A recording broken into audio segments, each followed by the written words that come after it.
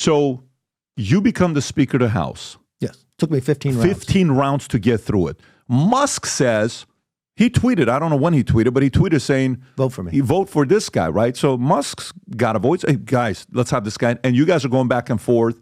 And then your 1 year anniversary is coming up in 2 days, October 3rd, right? So October 7th coming up in a week, October 3rd coming up in 2 days, your 1 year. A lot of people wanted you in there. There wasn't like people wanted you out. So that's what I mean, where did you not have the leverage in that sense is the reason why you got ousted, because leverage was missing? Because this is good to talk about. I want to hear about it. And the reason why I'm asking this question is because I didn't want you to be out. And I've told you this before when you and I spoke about it. So you're not coming from a place of, we both rooting agree. for, yeah. So, but however, so when that was taking place, I remember rumors were circulating that in right before the midterms, I think it was like 4 weeks before the midterms when they did the Roe v. Wade, you could have waited 6 more weeks to do it, and that caused. And correct me again, I'm just reciting what I remember. The Supreme Court? The Supreme Court Roe v. Wade happened before midterm. So when they were expecting a red wave, there was no red wave. And that's when a lot of people said the abortion issue was the reason why there was no red wave. And then you lost leverage. My interpretation, correct me because you're in it. Okay. And then that's when you had to pick up the call. Hey, big guys on the line, Marjorie Greene Taylor and Matt Gaetz and all that stuff. So, but you know the story. What happened? Okay, here's the story. On the 15th, abortion played in that election. But let me put it in perspective. The two biggest, bluest states we have are New York and California. We won our majority by California and New York. I won 5 seats in both states. So how much did abortion play? But abortion mattered in different turnouts. We also had something that nobody really talks about. We had redistricting, where they redrew all the lines. So nobody's When did that happen, by the way? That election for 22. It happens every decade. Okay. So these are all new lines you're running in. And what they did when they drew this overall, fewer competitive seats. So you're not going to have a majority that's sitting at 230. Did we lose a number of seats that we probably could have picked up? Yeah, and I can walk you through them. Alaska and Maine do ranked voting. So you can get the most votes, but if you don't get over 50, the number 2 kind of surpasses you. So those are Republicans. We had a bad top of the ticket in Pennsylvania running for governor, so we should have picked up a couple there. We had a bad candidate in Ohio we could have picked up. We had a libertarian candidate in Colorado 8 that took 4% of the vote. We lost by less than 1,000. So could it have been a little higher? Yes. But the one thing I will say is the Republicans in the Senate lost, the governors, everybody else, but we still won. And we elected the most women, most minorities. Quality of the candidate matters. Arizona, they lost both their Republican senators and statewide, but we picked up a seat with Juan Ciscomani. Okay. Right? So we picked up in Oregon, haven't won that seat in more than 20 years. In saying that, having a small majority, a small group inside Congress wanted to have a greater leverage, the Freedom Caucus, right?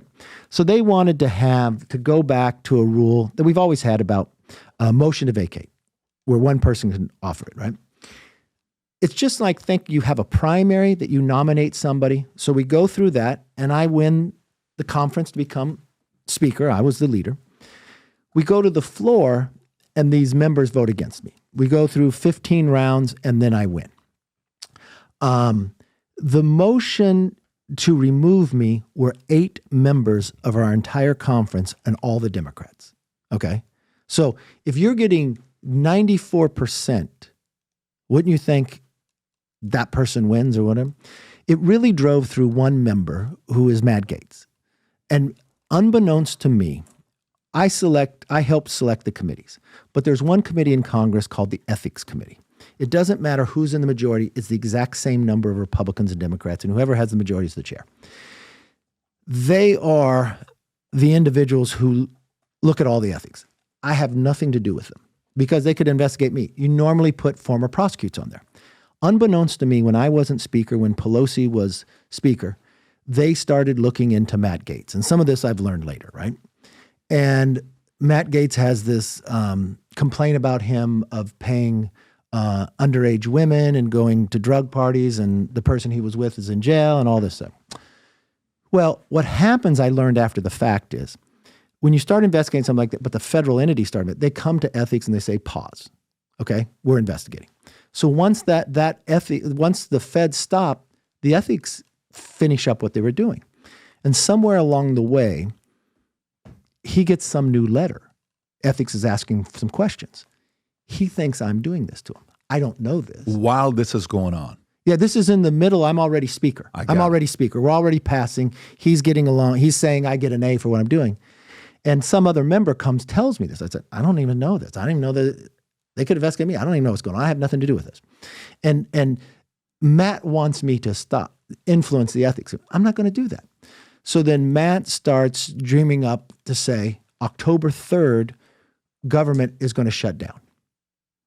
I cannot believe that I'm going to shut government down. It actually costs you more money when you do. Think about if I shut government down on October 3rd and our military men are sitting out there in aircraft carriers. They're not going to get paid. Their spouses are back home, and October 7th happens. Well, he says, well, if you pass a continuing resolution, I'm going to make this motion against you.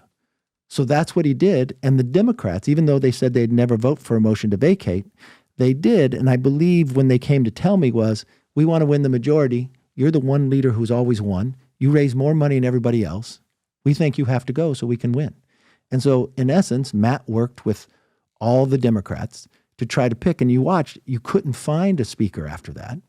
We now, last cycle, just my super PAC had more money than the DCCC and their super PAC together. I've won both times through. Now you just had last week, it came out in depositions on another trial that a 17-year-old, a junior in high school, said yes, she did go to a party with Matt Gaetz. Yes, there were drugs. And yes, he used Venmo to pay. So in essence, everything I said has come to fruition. But it's unfortunate that one person would utilize something to stop what was coming after them and disrupt the entire Congress. Two questions. So in this, while this is happening, does Trump want these chaos? No, I don't. Trump doesn't want the chaos. Okay, exactly. Did Trump try to get in between the two of you guys as a broker and just get a call and say, guys, what are we doing with this? Let's just kind of move on. This is not necessary right now. But you just asked me about money. Matt Gaetz had his best quarter ever because as he was doing this, he was sending emails out to raise money. That's what you said earlier. You he said did. Sometimes you got to be loud and send the emails. You can raise money, but it doesn't work long term. If you meet a if you meet a congresswoman or congressman and you've never heard of them, I'm paying attention. Shake their hand and tell them thank you for the job they're doing. Because, you know, where I say structure dictates behavior, if you act chaotic, you're going to get on TV and then you're going to raise money online. But what are you achieving? And look, my philosophy in life is the Senate is like the most exclusive country club in the world, and the House is like eating at a truck stop. It's the way our founders devised it. We are a microcosm of society, right? I wouldn't change a thing. I made the right decision. I mean, if you go back and you look at the negotiation on the debt ceiling, the largest cut we've ever made was the debt ceiling, $2 trillion, welfare reform, NEPA reform. And after I departed, then the conservatives said, and 2/3 of the Republicans voted for it. They normally ever do. Now, if you compare that to what did the Republicans do with the debt ceiling when they had the White House, the Senate, and the House, they added $2 trillion. So tell me, how could we achieve with a 5-seat majority? We passed H.R. 1, energy independent, H.R. 2, border security bill, Parents' Bill of Rights. What has passed since I've been gone? What has passed since you've been gone? A lot of CRs. But they said they had to throw me out because I passed a continuing resolution, which is a CR. They just did that last week. They didn't even pass the appropriation bills. So maybe what Matt said was not true on the floor, that he was doing this because of a continuing resolution. That's why he wanted it stopped. Because you've had 3 or 4 more since then. And by the way, how is the relationship now? Because I know I saw you guys at the RNC where he walked up to you while you're talking to somebody. You wouldn't be on the stage. You would be booed or something like that. Yeah. Are you guys better now or still there's no... No, I don't hang around with pedophiles. I'm sorry. And I don't think it... Look, these young women deserve justice. Can you imagine you're a member of Congress. You pay by Venmo to have sex with women. This woman is a junior in high school. You supply them with drugs. There's all these other reportings where he leaves a Trump event, uses his campaign money to rent a hotel, and lines out the cocaine for the other women that he paid inside the hotel room. Maybe they were over the age of 18. And I understand he doesn't want that to come public, but I'm not going to influence an ethics committee to try to take over to protect them.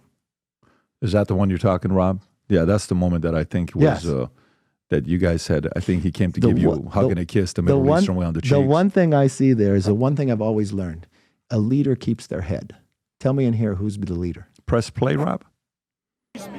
What night are you speaking? Are you speaking tonight? Or one person? No. Hey, you're not. If you took that stage, you would get booed off of it. This is the USA gear, limited edition for the rest of the year. If you love America, sport this USA gear. On the side it says "Future Looks Bright." On the back it says "Valuetainment." On the side it's got the American flag. We got the shirts. We got the flip-flops. These are the only flip-flops I wear when I'm at the house and walking the dogs. It feels amazing with the gel in it. So if you love America, if you believe the future looks bright, if you love Valuetainment, click on the link above or below.